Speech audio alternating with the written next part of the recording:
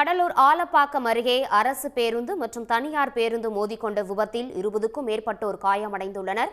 தொடர்பான முழு விவரங்களை எமது செய்தியாளர் கண்ணதாசன் வழங்க கேட்போம். கண்ணதாசன், தொடர்பான முழு விவரங்கள். கடலூர் அருகே ஆலப்பாக்கம் என்ற இடத்தில் அரசு பேருந்தும் தனியார் பேருந்தும் நேருக்கு நேர் மோதியதில் 20க்கும் மேற்பட்ட பயணிகள் காயமடைந்துள்ளனர்.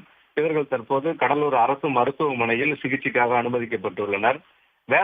சென்னையில் இருந்து வேளாங்கண்ணிக்கு சென்ற அரசு பேருந்தும் சிதம்பரத்தில் இருந்து கடலூருக்கு வந்த தனியார் பேருந்தும் ஆலப்பாக்கம் என்ற இடத்தில் நேருக்கு நேர் மோதியதில் தனியார் பேருந்து வயல்வெளியில் இறங்கியது.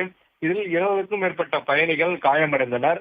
அவர்கள் உடனடியாக அருகில் இருந்த பொதுமக்கள், கிராம மக்கள் மீட்டு கடலூர் அரசு மருத்துவமனைக்கு சிகிச்சைக்காக அனுமதிக்கப்பட்டனர்.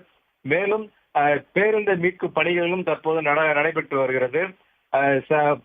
சாலையில் சரியான அதாவது வெளிச்சம் இல்லாதாலும் ஓவராக அதிக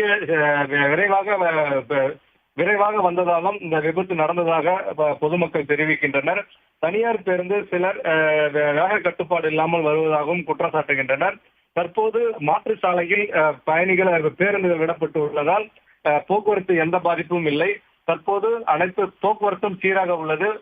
காயமடைந்த அனைவரும் கடலூர் அரசு மருத்துவமனையில் சிகிச்சைக்காக அனுமதிக்கப்பட்டு தற்போது சிகிச்சை பெற்று வருகின்றனர். உங்கள் விரிவான தகவல்களுக்கு நன்றி கண்ணதாசன். உடனுக்குடன் செய்திகளை தெரிந்து கொள்ள சன் நியூஸ் பெல் ஐகானை கிளிக் பண்ணுங்க.